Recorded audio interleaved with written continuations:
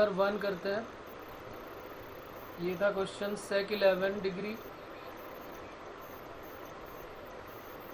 Into sec 19 degree, sec 11 degree into sec 19 degree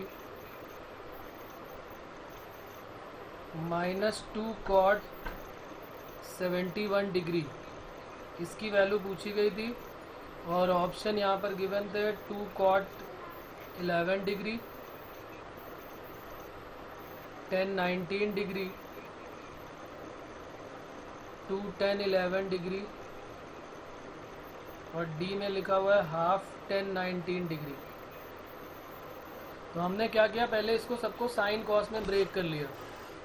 sine cos में जैसे break किया तो ये बन गया 1 एल एच एस, इसका ले लेते हैं। एल एच एस क्या, आर एच एस तो है ही नहीं यहाँ पे।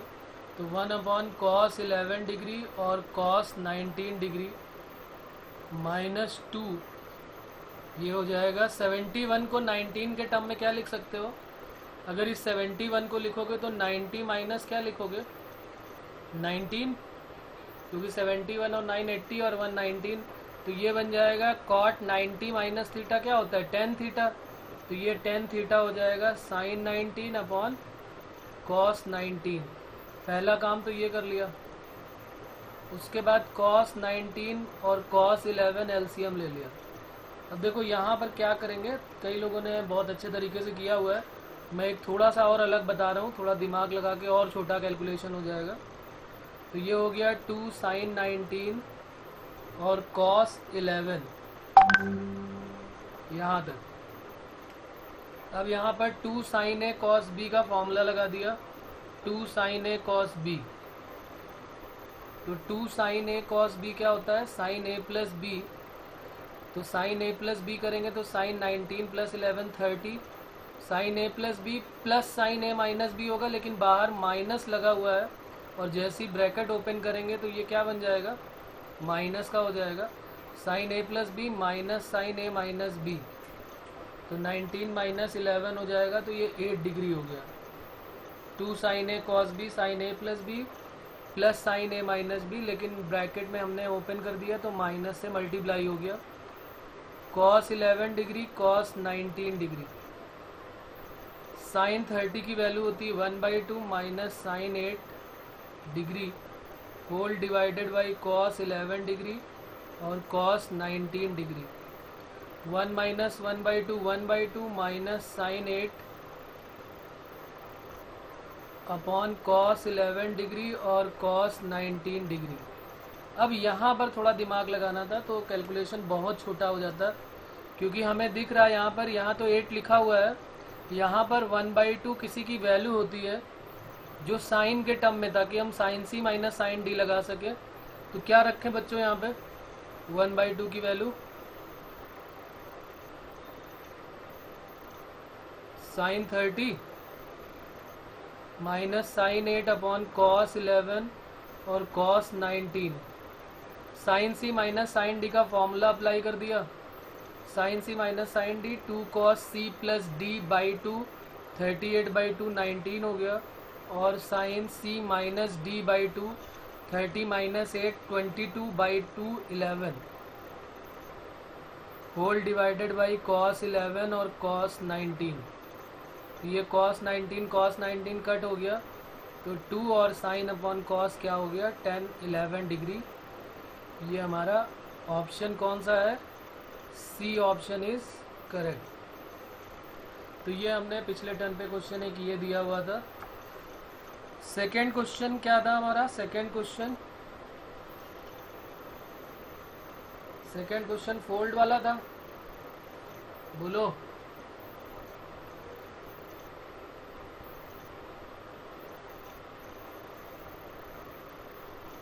ओके, सेकेंड क्वेश्चन फोल्ड वाला था, तो उसको फिर से देख लेते हैं एक बार। One side of rectangular piece of paper is 6 centimetre. हम चाहे तो यहाँ पर चेक भी कर सकते हैं, ये यहाँ पर पिछली क्लास में हमने किया हुआ था, यहाँ लिखा होगा। ये one side of rectangular piece of paper is 6 centimetre.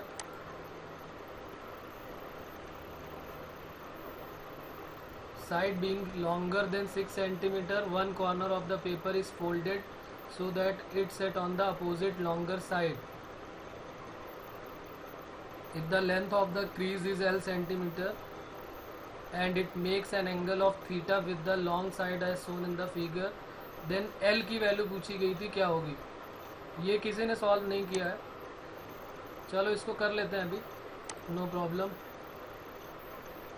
इसको कैसे करेंगे देख लेते हैं. पहले इसका डायग्राम बना लेते हैं, तब ज़्यादा बात क्लियर होगी. एक बार फिर से इसका डायग्राम बनाते हैं.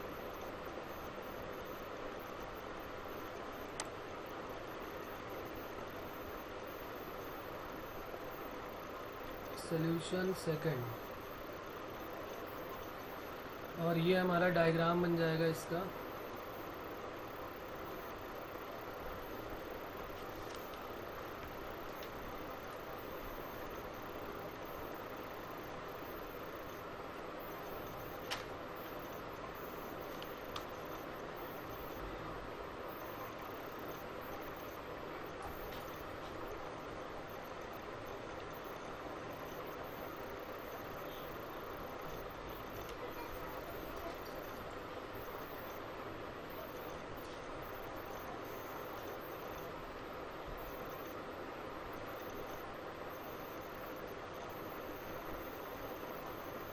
ये दिया हुआ था एक रेक्टेंगल टाइप में, और यहाँ पर यहाँ से एक इसको फोल्ड किया गया था, और ये लेंथ 6 सेंटीमीटर थी.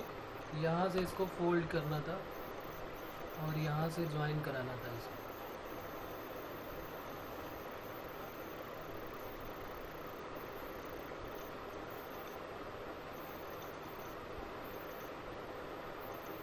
ज़्यादा बड़ा हो जाएगा ये.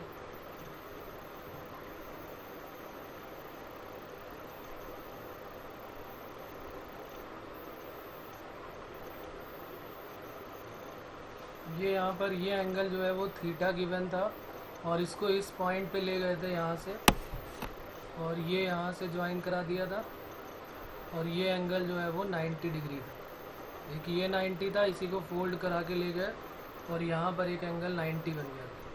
ये लेंथ जो है वो 6 सेंटीमीटर थी.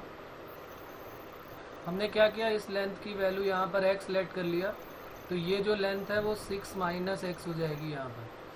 अच्छा ये बताओ कि ये एंगल थीटा है, ये 90 है, तो ये एंगल कितना हो जाएगा, बोलो. This angle is 90 minus theta. Okay, तो ये 90 माइनस थीटा हो गया, और इसकी वैल्यू L है, और यही वाली वैल्यू जो है वो L है. ये 90 है. ये एंगल कितना होगा, ये जो ऊपर दिख रहा है ये वाला एंगल, ये कितना होगा. अगर इसको किसी दूसरे कलर से करना चाहूँ मैं, तो ये वाला एंगल कितना हो जाएगा, जो ये वाला है, इसको अगर डार्क कर दूँ मैं, ये वाला एंगल कितना होगा, तो ये थीटा हो जाएगा, क्योंकि इसी को तो रोटेट करके इसके ऊपर रखा गया था. यही पूरा पोजीशन को इसी को रोटेट करके इसके ऊपर रखा गया था. तो अगर ये थीटा है, ये वाला थीटा है, तो इसको भी थीटा होना पड़ेगा. ये 90 है, तो ये कितना हो जाएगा,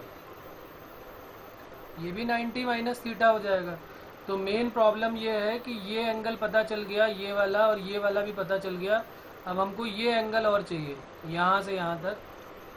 ये कितना होगा, इसकी बात और कर लेते हैं, और इनकी नेमिंग भी कर देते हैं. ए बी जो पहले किया वो बात अलग है, हमने इसका नाम अलग से रख दिया, ABCDEF. तो ज़रा बताओ ये एंगल ABF कितना होगा. ABF, इस एंगल की वैल्यू कितनी होगी. ये वाला एंगल सोच समझ के जवाब देना है कि ये वाला एंगल कितना होगा. किसी का जवाब नहीं आ रहा है. 90 माइनस थीटा, 90 माइनस थीटा, तो ये कितना होगा, जो ये है एंगल ए, यहाँ लिख भी देता हूँ मैं, AB और F, इसकी वैल्यू क्या होगी. किसी को आइडिया नहीं हो रहा. अरे बहुत इजी है भाई. ये पूरा का पूरा एंगल 180 होता है. एक लाइन है ना ये यहाँ से यहाँ तक, ये पूरा एंगल कितना होता है, 180. उसमें से ये 90 माइनस थीटा है, ये 90 माइनस थीटा है, तो इसको क्या होना पड़ेगा,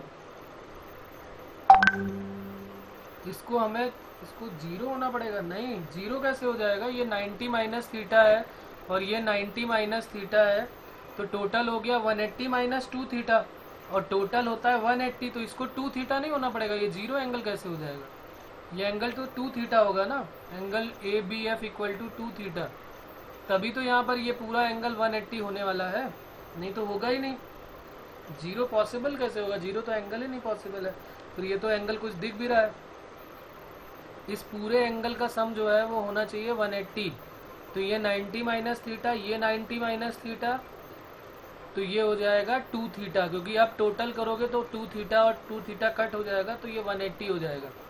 तो अब हमारे पास दो ट्रायंगल बन गए, एक ये वाला ट्रायंगल बन गया और एक ये वाला ट्रायंगल बन गया। अब जरा देखते हैं, यहाँ पर पहले इस ट्रायंगल की बात करते हैं, in triangle B C D में साइन थीटा की वैल्यू क्या होगी, अगर हमारा ये थीटा हमें निकालना है तो साइन थीटा इक्वल टू क्या हो जाएगा, साइन थीटा होता है perpendicular x upon hypo L, ये आ गया साइन थीटा की वैल्यू एक्स अपॉन एल। उसके बाद इस ट्रायंगल में आ जाते हैं ए बी एफ में, in triangle A B F जरा देखते हैं यहाँ पर हमें क्या पता है, यहाँ पर हमें किसकी वैल्यू पता है। अच्छा, ये बी और एफ जो साइज है एफ बी, इसकी वैल्यू कितनी होगी, एफ बी की वैल्यू कितनी होगी, ये length F B equal to क्या होगा, बताएगा कोई इस एफ बी की वैल्यू क्या होगी।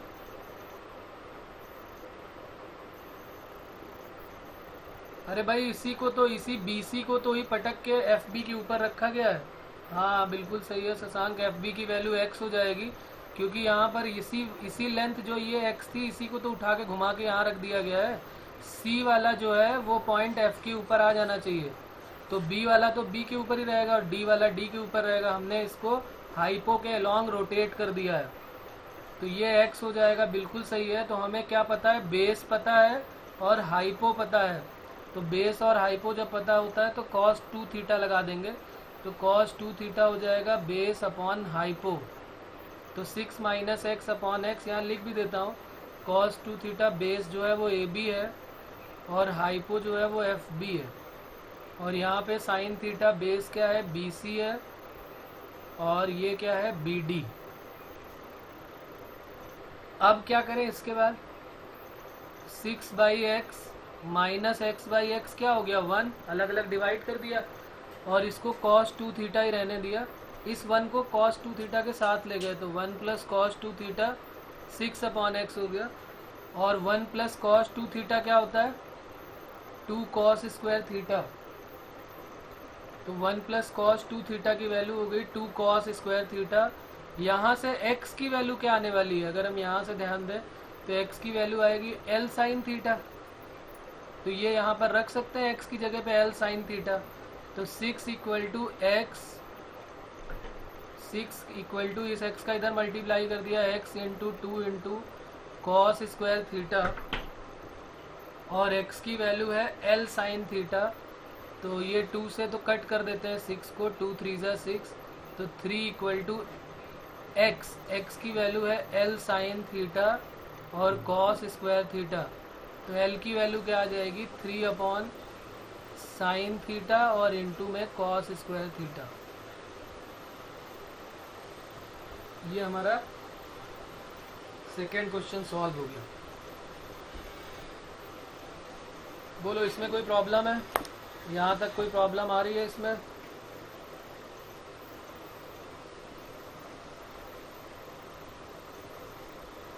ओके ठीक है, तो फिर अब हम करते हैं क्वेश्चन नंबर 3। ये सेकंड क्वेश्चन एक बार कर लेते हैं, देख लेते हैं एक बार जल्दी से, और फिर क्वेश्चन नंबर 3 करते हैं।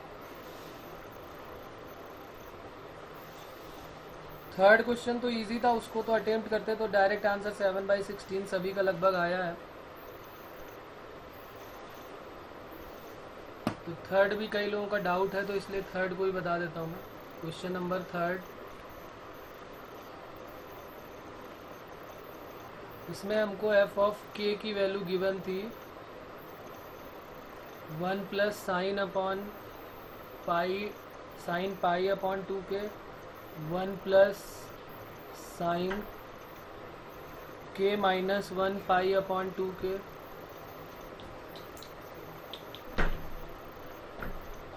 फिर थर्ड वाला था 1 प्लस साइन 2k माइनस 1 पाई अपॉन 2k, 2k प्लस 1 था यहाँ पर शायद, 1 प्लस साइन पाई अपॉन के प्लस साइन k माइनस 1। यहाँ पर 2k प्लस 1 दिया था कि 2k माइनस, जरा चेक करना। तो 2k प्लस 1 हो गया और ये है 1 प्लस साइन 3k माइनस 1 पाई अपॉन 2k। और इन्होंने पूछा था कि f(1), f(2), f(3) की वैल्यू बताओ। तो पहले इसी को सॉल्व करना था हमको, इसी को सॉल्व करना था, डायरेक्ट वैल्यू रखने की ज़रूरत नहीं थी। पहले हम इसी को सॉल्व करके छोटा करेंगे। तो f(k) इक्वल टू, इसको तो टच नहीं करेंगे, तो ये हो गया 1 plus sine pi upon 2k। यहाँ पर क्या आने वाला है, अगर हम इसको सॉल्व करें तो साइन यहाँ पर अगर k से मल्टीप्लाई करोगे तो ये क्या बनने वाला है, अगर हम, अच्छा यहाँ पर भी 2k लिखा हुआ है, सब में पाई अपॉन 2k का ही मल्टीप्लाई है, यहाँ पर भी पाई अपॉन 2k है और लास्ट में भी पाई अपॉन 2k है। k से मल्टीप्लाई करेंगे तो ये बन जाएगा sign 90 minus pi upon 2k। इसको भी थोड़ा सॉल्व करो और अंदर मल्टीप्लाई करो तो ये क्या बन जाएगा, 2k कट होगा तो pi plus pi upon 2k। और इसी तरह से यहाँ पर क्या हो जाएगा, 1 प्लस साइन, ये हो जाएगा 3 pi by 2 minus pi upon 2k। अब ये हो गया 1 plus sine pi upon 2k। Sine 90 minus theta क्या होता है, कॉस थीटा, तो ये हो जाएगा 1 plus cos pi upon 2k। ये बन गया हमारा। और तीसरा वाला क्या बन जाएगा यहाँ पर, ये सेकंड हो गया। थर्ड में है sine 180 plus theta, sine 180 plus theta third quadrant में जाएगा, तो ये बन जाएगा 1 minus sign pi upon 2k। और ये 1 plus sign 3 pi by 2 minus theta, ये भी इसी क्वाड्रेंट में रहने वाला है। तो जब ये इसी क्वाड्रेंट में रहेगा तो इसकी वैल्यू भी क्या आ जाएगी, माइनस का कॉस में आ जाएगा, 1 minus cos pi upon 2k। अब बस इसी को सॉल्व कर लो। ये देखो a प्लस बी और a माइनस बी ये दोनों बना रहे हैं, और a plus B a minus B ये दोनों बना रहे हैं, तो ये हो जाएगा 1 minus sine square pi upon 2k, और ये हो जाएगा 1 minus cos square pi upon 2k। और 1 माइनस साइन स्क्वायर क्या होता है, cos square, 1 minus sine square होता है कॉस स्क्वायर, तो इसको कॉस स्क्वायर रख देते हैं यहाँ पे। तो ये बन गया 1 minus sine square cos square pi upon 2k, और ये बन जाएगा sine square pi upon 2k। अभी भी मत रखो वैल्यू, अभी भी जब भी हमने बताया था कि दुनिया में साइन थीटा और कॉस थीटा कहीं भी दिखाई दे तो उसको मर्ज करा दो। अगर इसको अपने दिमाग को बोलो कि ये थीटा है और ये भी थीटा है, तो ये थीटा और थीटा एक साथ है, तो बस इसमें किसकी कमी है, 4 की कमी है। अगर 4 और आ जाए तो 1/4 बाहर आ जाएगा, ये 2 साइन थीटा कॉस थीटा का होल स्क्वायर हो जाएगा, तो ये बन जाएगा साइन 2 थीटा, तो sine 2 into pi upon 2k का होल स्क्वायर। तो 2 से 2 भी कट हो गया ये, तो कुल मिला के हमारा बन गया 1/4 sine square pi upon k। बस यहाँ तक करने के बाद फिर यहाँ पर f(1) रखो, f(2) रखो और f(3) रखो, तो फिर ज़्यादा कैलकुलेशन हमारा नहीं बड़ा होगा और यहाँ पर हमारी वैल्यू डायरेक्ट आ जाएगी। या डायरेक्ट भी रख सकते हो, कोई दिक्कत नहीं, रखा है ये, कई लोगों ने आंसर तो आया उससे भी। तो जब हम k की वैल्यू 1 रख देंगे तो साइन स्क्वायर पाई आ जाएगा। साइन स्क्वायर पाई की वैल्यू हमें पता ही है कि 0 होती है। जब f(2) रखोगे तो 1/4 साइन स्क्वायर पाई बाई 2 आ जाएगा। साइन 90 भी 1 होता है हमें पता है, तो 1/4 हो जाएगा। बस एक बचा f(3), f(3) में 1/4 sine square pi upon 3, pi upon 3 60 होता है, 60 मतलब √3/2, तो 3/4 हो गया, तो ये 3/16 हो गया। तीनों को ऐड कर देना है, तीनों को हमें ऐड कर देना है, तो f(1) plus f(2) plus f(3), तो ये 0 प्लस 1/4 प्लस 3/16, तो ये 4 और 3 7/16 हमारा आंसर आ गया। तो बच्चों इसमें बोलो कोई प्रॉब्लम है यहाँ तक? जल्दी नोट कर लेंगे, अगर कोई प्रॉब्लम है तो बोलें जल्दी से।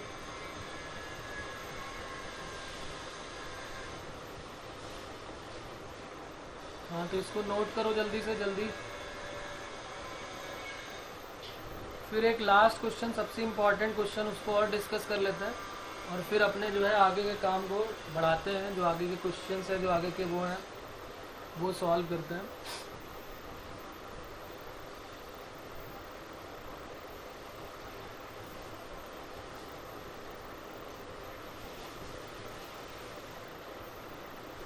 हो जाए तो बोल देंगे। सही बात है, थोड़ा ट्रिकी था बट इजी था। सही है निराली।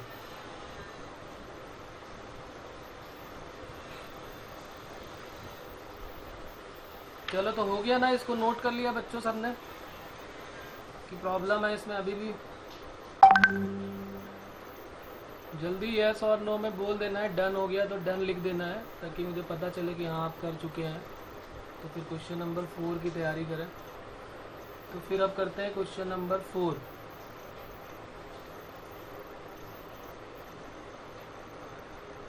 ओके, हो गया सभी का। तो क्वेश्चन नंबर 4 में फिर क्या क्या गिवन था जरा देख लो, अपनी कॉपी निकालो और उसमें देखो लिखा होगा तुमने। मैं यहाँ से पढ़ देता हूँ इसको। As shown in the figure, AD is the altitude on BC and AD produced meet the circumcircle of triangle ABC at P, where DP equal to X, EQ equal to Y and FR equal to Z. If ABC respectively denotes the side BC, CA and AB, then A upon 2X plus B upon 2Y plus C upon 2Z has the value equal to। और 4 option given है। पहला है 10A plus 10B plus 10C, second है cot A plus cot B plus cot C, third में cos A plus cos B plus cos C और fourth में cosec A plus cosec B plus cosec C। तो चलो इसका भी diagram एक draw करते हैं। पिछले वाले में हमने ड्रॉ किया था पिछले लेक्चर में, इसमें एक बार फिर से ड्रॉ करते हैं और देखते हैं इसमें क्या प्रॉब्लम आती है, क्यों नहीं हुआ ये। कुछ 10th की थ्योरम का यूज़ करना था जो शायद किसी ने किया नहीं है। हमें चेक करना था कि 10th की थ्योरम कितने लोगों को याद है, लेकिन बाद में चेक हुआ कि अब तो कहना ही पड़ेगा कनानी सर से, किसी को याद नहीं है। तो चलो फिर देखते हैं कैसे करेंगे इसको।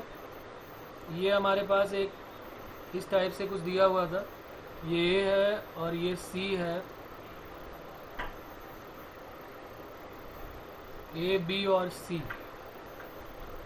और उसके बाद जो है यहाँ पर एक लाइन ये ऐसे ड्रॉ किया था, इसका नाम था, ये परपेंडिकुलर था इस पर। एक लाइन यहाँ से ड्रॉ किया था, ये परपेंडिकुलर इस पर था। और एक लाइन हमने यहाँ से C से ड्रॉ किया हुआ है और ये परपेंडिकुलर है। इसका नाम है P, इसका नाम है Q और इसका नाम है R। तो ये PQR 3 हो गई। और यहाँ पर ये है X, इसका नेमिंग कर देते हैं, ये 90 डिग्री है। यहाँ पर ये दोनों 90 हैं और ये 90 है। और इसका नाम है D, E और ये F। ये एंगल जो है ये पूरा एंगल B, इसका नाम बोलेंगे, ये एंगल B है। ये पूरा एंगल जो है वो एंगल C है। ऐसा हमें ध्यान रखना है कि ये एंगल पूरा B है और ये C है। और ये लेंथ जो है वो X गिवन है, ये लेंथ जो है वो Y गिवन है और ये लेंथ जो है वो Z गिवन है।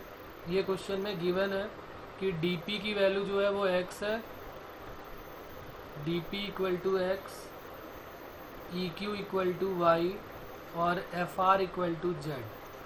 और हमको जो है ABC साइड्स गिवन है, जो ट्रायंगल की साइड्स है वो ABC है, यानी BC की वैल्यू A है, CA की वैल्यू B है, CA की वैल्यू B है और AB की वैल्यू जो है वो C है। और ये तीनों परपेंडिकुलर गिवन थे। AD जो है वो परपेंडिकुलर टू BC है। सिमिलरली CF जो है वो परपेंडिकुलर टू AB है और BE जो है वो परपेंडिकुलर टू AC है। ये क्वेश्चन में गिवन है। और हमको जो बताना है वो वैल्यू क्या क्या बतानी है, हमें बताना है a/2x plus b/2i plus c/2z, इसकी वैल्यू बतानी है क्या होगी। और ऑप्शन ऐसी tan a और cot a में, साइन में और cosec में ऐसे करके गिवन है। तो हम क्या करेंगे यहाँ पर समझते हैं, देखते हैं क्वेश्चन। देखो अब ज़रा यहाँ समझते हैं, यहाँ पर एक कंस्ट्रक्शन करना पड़ेगा हमको। देखो हमें किसकी वैल्यू चाहिए, हमें चाहिए BC, यानी ये A है ना, ये लिखा है यहाँ पर A है, ये A का मतलब ये पूरी की पूरी लेंथ A है, यहाँ से यहाँ तक ये पूरी लेंथ A है, ये हमें चाहिए, इसका नाम है A। और ये जो है A इक्वल टू क्या हो जाएगा, अगर हम यहाँ लिखना चाहें तो A इक्वल टू क्या है, BD प्लस DC। तो यानी कि BD वाला चाहिए और DC वाला चाहिए साइड। जब ये दोनों साइड मिल जाएंगी तो फिर इनको प्लस कर देंगे तो A मिल जाएगा। तो यहाँ पर कुछ कंस्ट्रक्शन करने जा रहा हूँ मैं, यहाँ ध्यान देना ज़रा। इसको यहाँ से ज्वाइन करा रहा हूँ मैं और इसको यहाँ से ज्वाइन कराता हूँ। ये एंगल कितना होगा ये कौन बताएगा, ये एंगल, इसका नाम है एंगल BP और D। इस BPD की वैल्यू क्या होगी, और दूसरा एंगल हमें बताना है CPD।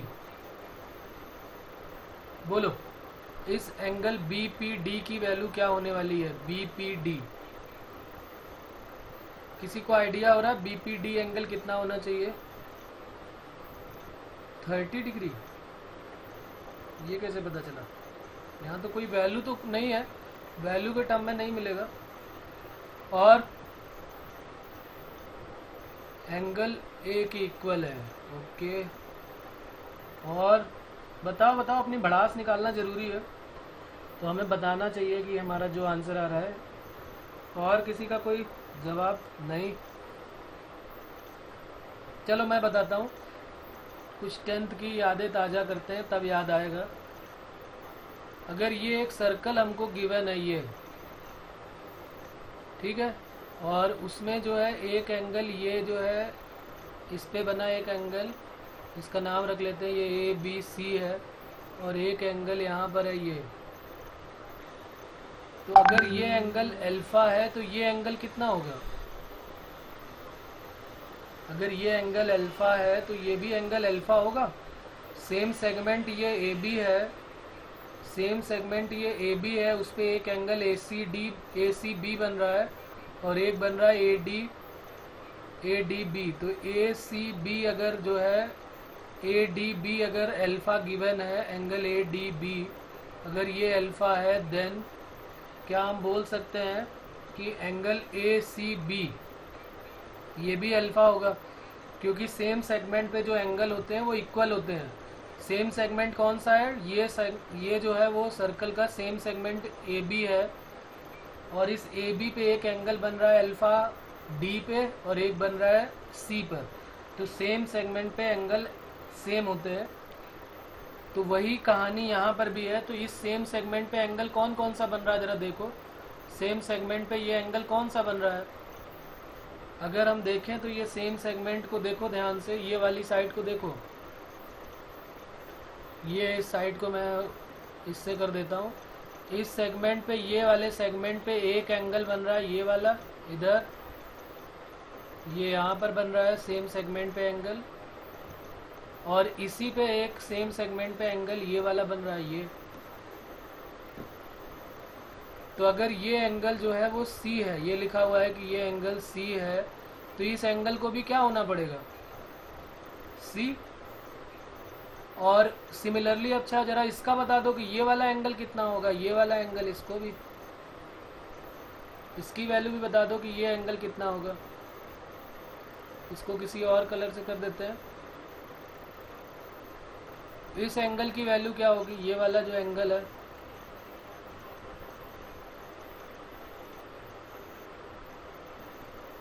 इसका क्या नाम रखा जाए, इसका नाम होगा एंगल B। क्योंकि ये देखो, अगर AC सेगमेंट पे देखो, AC सेगमेंट पे तो AC पे एक एंगल ये बन रहा है एंगल B, तो इसलिए इस एंगल की वैल्यू भी क्या हो जाएगी, एंगल B। बस इतना ही समझना था। इसके बाद तो फिर हमारा क्वेश्चन बहुत इजी है, फिर तो कोई प्रॉब्लम ही नहीं है। अब बहुत इजी हो गया क्वेश्चन, देखते हैं। अब इसमें कोई दम नहीं रहेगी, बस ये 10th की एक थ्योरम का यूज़ करना था। उसके बाद क्वेश्चन बहुत इजी है। इन ट्रायंगल BPD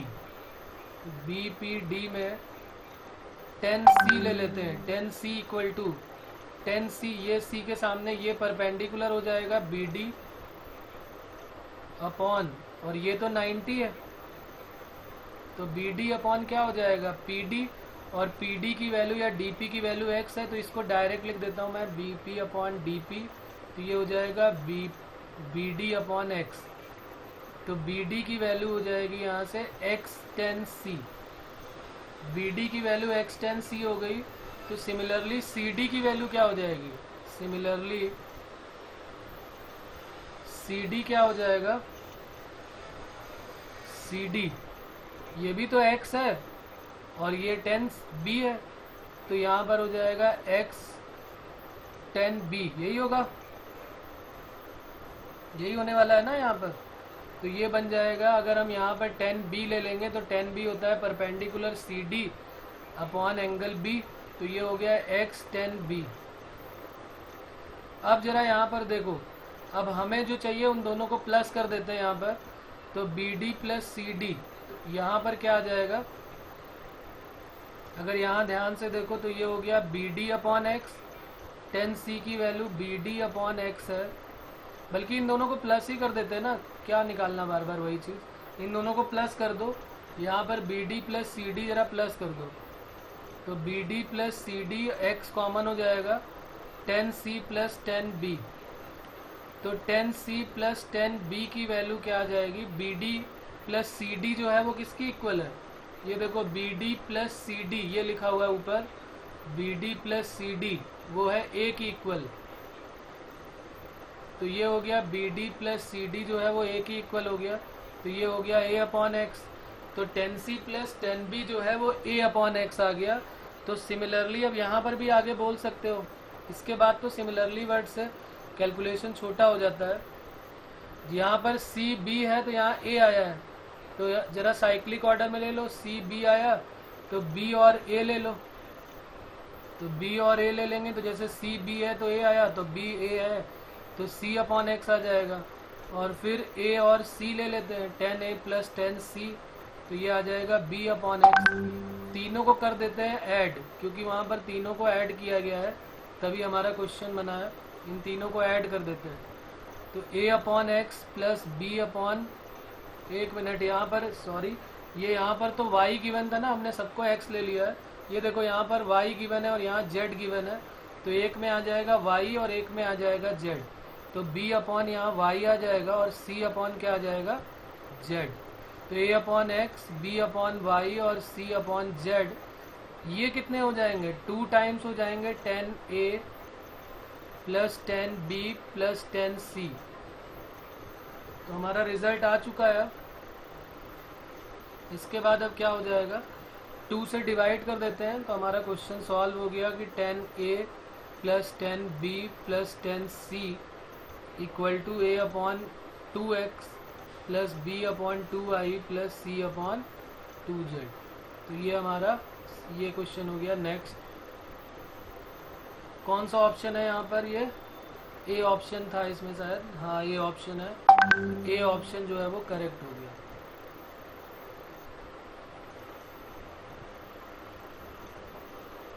चलो इसको बताओ, इसमें किसी को कहाँ पर प्रॉब्लम आ रही है, इसको नोट कर लेंगे अच्छे से, और ये सेम सेगमेंट वाली थ्योरम का ध्यान रखेंगे खास। इसके बाद बताओ इसमें कहाँ प्रॉब्लम आ रही है।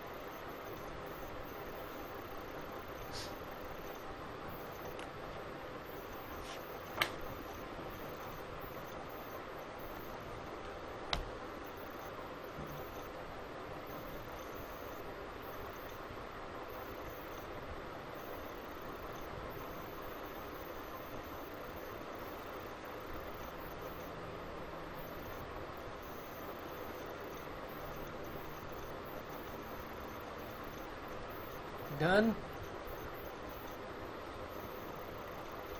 ओके।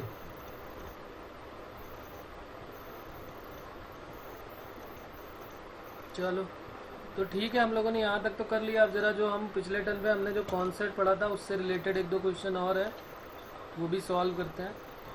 जेई के प्रीवियस ईयर के कुछ क्वेश्चंस हैं जो जेई में आए हुए हैं, और फिर कुछ नया कॉन्सेप्ट पढ़ेंगे। तो पहले वो क्वेश्चंस और कर लेते हैं ताकि थोड़ा सा और हमें आइडिया हो जाए। 2 थीटा 3 थीटा के लिए, 2 थीटा के लिए, 3 थीटा तो हम करेंगे अभी आगे। तो एक क्वेश्चन और लिखते हैं फिर, next question.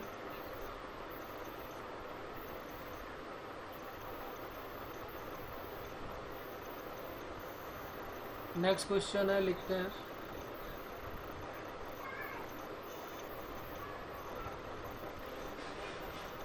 If theta belongs to 0 to π/8, theta की वैल्यू 0 to π/8 है, देन प्रूव दैट, हमको ये बताना है, इसको प्रूव करना है, 2 cos theta equal to √2 plus फिर √2 प्लस 2 cos 4 थीटा। कर सकते हैं प्रूफ, ये तो एनसीईआरटी में भी इस टाइप का पूछ सकता है। मेन हमारे लिए इम्पॉर्टेंट है ये, जिसको हम ध्यान नहीं देते, ये हमारे लिए इम्पॉर्टेंट है, ये जो लिखा हुआ है ऊपर कि थीटा बिलोंग्स टू 0 to π/8। अगर ये नहीं होगा, अगर कुछ और होगा तो क्वेश्चन चेंज होने लगेगा। अगर ये लिखा हुआ है तभी हम इसको कर सकते हैं, क्योंकि हमारे दिमाग में क्या रहता है कि अंडर रूट के अंदर कुछ भी होता है तो हम उसको एक्स बोल देते हैं। ये जो √x² है इसको हम क्या बोल देते हैं, एक्स। ये रॉन्ग है। √x² की वैल्यू क्या होनी चाहिए? क्या √x² एक्स होता है? बेसिक्स में पढ़ा भी होगा तुमने कि √x² एक्स नहीं होता है। √x² क्या होता है? Mod x. तो √x² मॉड एक्स होता है, और मॉड बताएगा कि कब पॉजिटिव लेना है कब नेगेटिव लेना है। फिर यहाँ पर इतना यूज़ नहीं है, जैसे मैं इसका अगर RHS ले लेता हूँ, अंडर रूट के अंदर 2 प्लस, यहाँ पर क्या कॉमन है, 2 × 1 प्लस cos 4 थीटा। अब यहाँ पर रिजल्ट लिख लेते हैं, 1 प्लस cos 2 थीटा होता है, तो उसको हम क्या बोल देते हैं प्यार से, 2 cos² थीटा। जब यहाँ 2 थीटा तो यहाँ पर थीटा, तो जब यहाँ पे 4 थीटा तो यहाँ पर क्या हो जाएगा, 2 cos², आधा एंगल हो जाएगा तो 2 थीटा। तो ये अंडर रूट के अंदर 2 प्लस √2 × 2 cos² 2 थीटा। अब ये बन गया अंडर रूट के अंदर 2 प्लस, ये बन गया 2 cos 2 थीटा का होल स्क्वायर। अब यहाँ पर हमें ध्यान देना है ये कि √x² की वैल्यू हमें क्या रखनी है, मॉड x रखनी है। 2 थीटा जो है वो 0 to π/8 बिलोंग कर रहा है, तो 2 थीटा कहाँ पर बिलोंग करेगा? अगर थीटा 0 to π/8 है तो 2 थीटा जो है वो 0 to π/4 हो जाएगा। और यहाँ पर तो 4 थीटा था, तो 4 थीटा जो है वो 0 to π/2, यानी कि सारे फर्स्ट क्वाड्रेंट में ही रहने वाले हैं। और अगर फर्स्ट क्वाड्रेंट में ही रहने वाले हैं तो इसका मतलब है कि अंडर रूट हटेगा तो प्लस ही आएगा। लेकिन अगर हम यहाँ पर चेंज कर देते कुछ, ये वाला जो है, ये जो हिसाब किताब दिया है 0 to π/8, अगर यहाँ पर हम चेंज कर देते, अगर हम यहाँ लिख देते 0 to π/4, तो फिर 4 थीटा जैसे ही आता है तो π/4 होता तो 0 से पाई में आ जाता, और अगर 0 से पाई में आता तो फिर हमें प्लस ना लेके माइनस लेना पड़ता, फिर हमें देखना पड़ता कि 2 थीटा कहाँ पर लाई कर रहा है। तो इस बात का खास ध्यान रखेंगे। यहाँ पर तो कोई प्रॉब्लम नहीं है क्योंकि सब कुछ फर्स्ट क्वाड्रेंट में ही चलने वाला है। तो अब करते हैं इसके बाद यहाँ पर क्या हो जाएगा, ये बन गया हमारा अंडर रूट के अंदर 2 + 2 cos 2 थीटा, और फिर 2 कॉमन ले लिया यहाँ पर, 1 + cos 2 थीटा, और 1 + cos 2 थीटा क्या हो गया, 2 × 2 cos² थीटा। और फिर जैसे ही इसको करेंगे तो 2 के साथ मॉड cos थीटा आएगा, लेकिन मॉड जो है वो उसको पॉजिटिव कर देगा। क्यों पॉजिटिव कर देगा? क्योंकि फर्स्ट क्वाड्रेंट में लाई कर रहा है, इसलिए 0 to π/8 फर्स्ट क्वाड्रेंट में है, इसलिए पॉजिटिव कर देगा। अगर यहाँ पर ये साइन चेंज कर दिया इन्होंने, 0 to π/8 की जगह कुछ और रख दिया तो क्वेश्चन चेंज हो जाएगा। यही बार बार बताने की कोशिश मैं कर रहा हूँ, इसका ध्यान रखेंगे। ठीक है बच्चों, तो ये क्वेश्चन तो ये हो गया। अब जरा एक क्वेश्चन और कर लेते हैं।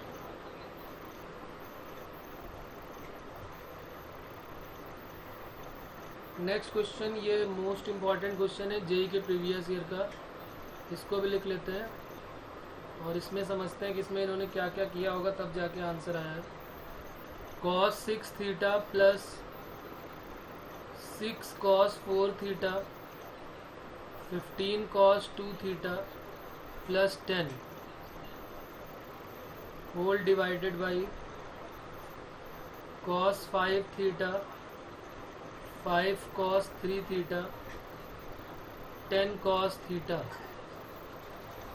और इसके ऑप्शन बताने हैं क्या क्या दिए हुए थे यहाँ पर पहला ऑप्शन है cos थीटा, फिर बी ऑप्शन है 2 cos थीटा, सी ऑप्शन है 3 cos थीटा और डी है नन। और ये IIT JEE के प्रीवियस ईयर का क्वेश्चन है, ये हमको सॉल्व करके बताना है। करो इसको, सॉल्व करो। जो हमने पीछे का कॉन्सेप्ट पढ़ा था उसी से रिलेटेड है ये, कैसे सॉल्व करेंगे इसके बारे में बात करो और बताओ।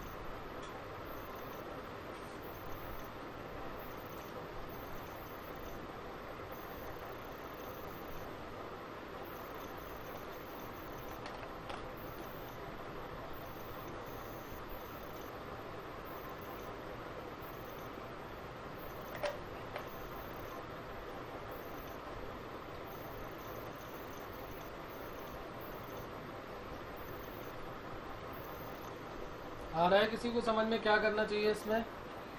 नहीं?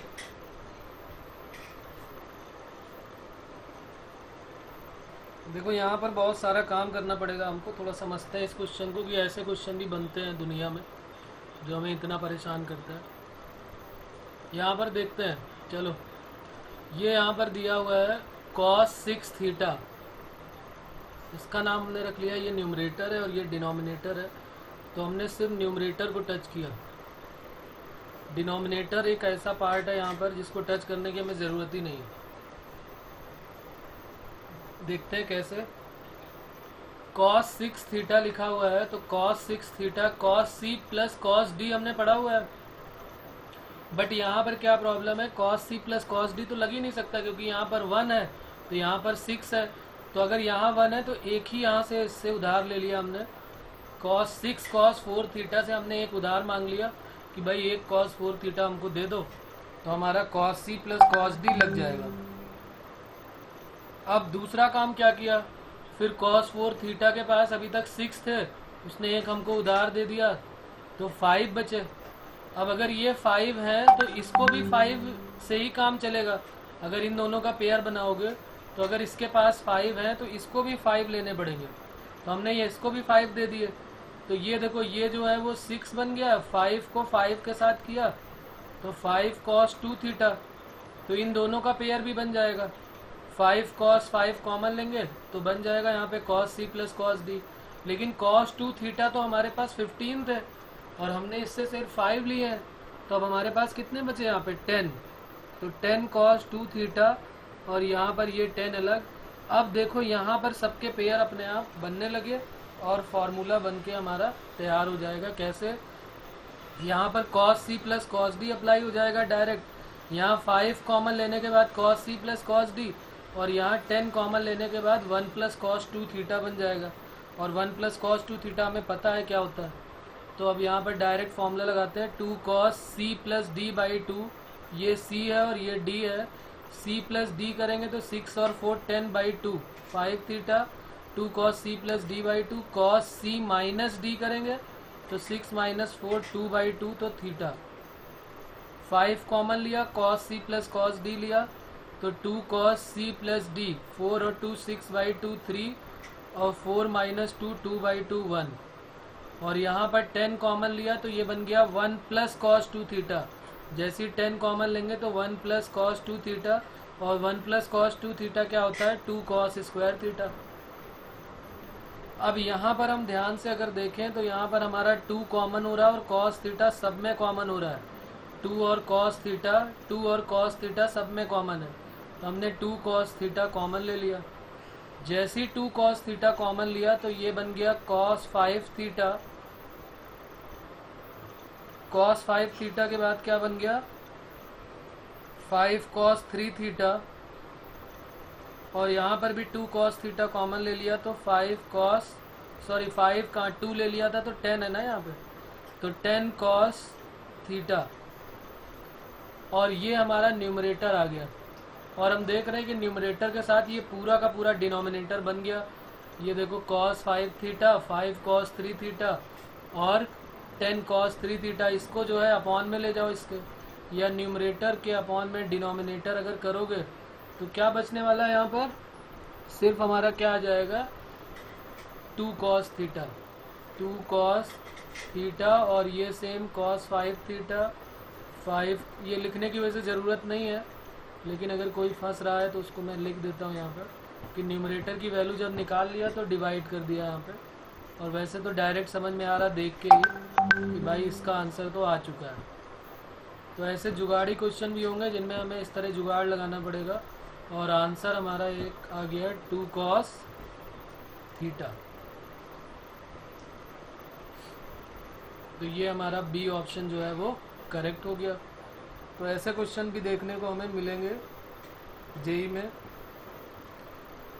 चलो फिर एक क्वेश्चन और कर लेते हैं, लिखते हैं क्वेश्चन और।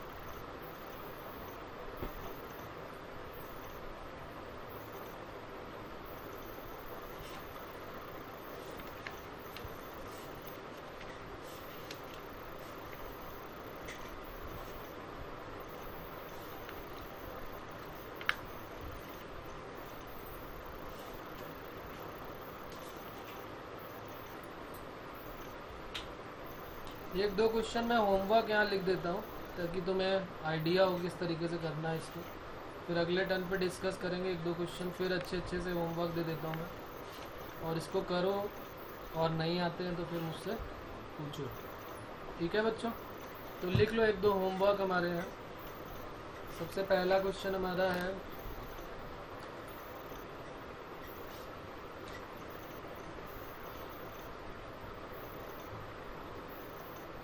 Question number 1,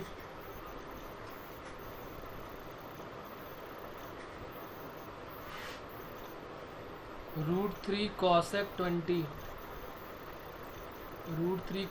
20 minus 10 minus sec 20, √3 cosec 20 minus sec 20, इसकी वैल्यू बतानी है क्या होगी। और ऑप्शन गिवन है 2 4 6, और डी में है 4 sin 20 अपॉन sin 40। ये क्वेश्चन नंबर फर्स्ट है। सेकंड में गिवन है if sin theta plus sin phi, sin theta plus sin phi की वैल्यू a है, cos theta plus cos phi की वैल्यू b है, देन फाइंड, क्या क्या वैल्यू हमको फाइंड आउट करनी है वो लिख लेते हैं। पहला हमको फाइंड आउट करना है tan theta minus phi by 2, tan theta minus phi by 2। Second हमको tan theta plus phi find out करना है, और थर्ड हमको फाइंड आउट करना है cos of theta plus phi, और फोर्थ फाइंड आउट करना है कॉस ऑफ थीटा माइनस 5/2। ये क्वेश्चन नंबर सेकंड है, जो ऑब्जेक्टिव नहीं है ये हमें चारों फाइंड आउट करना है इन टर्म ऑफ ए और बी आंसर आएगा इनका, वो हमको वैल्यू निकालनी है। और क्वेश्चन नंबर थर्ड है find the value of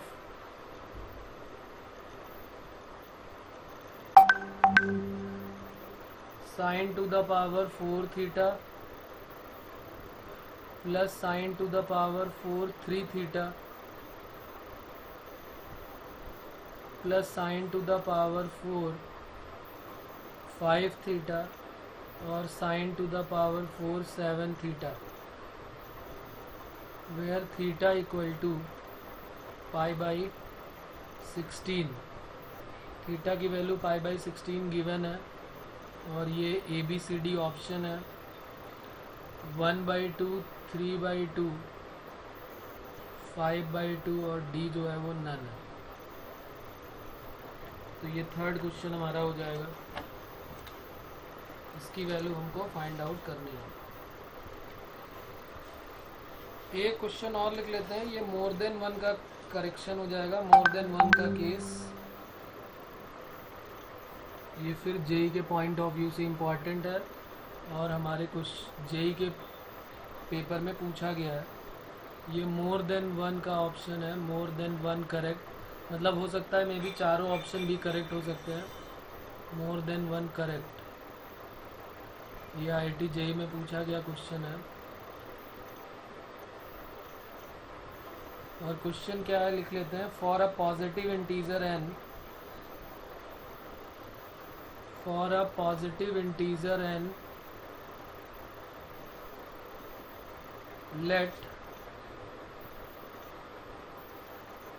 let f of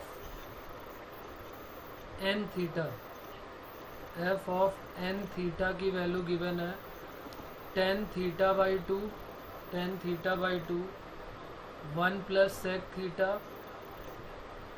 1 plus sec 2 theta 1 plus sec 2 square theta up to dash dash dash 1 plus sec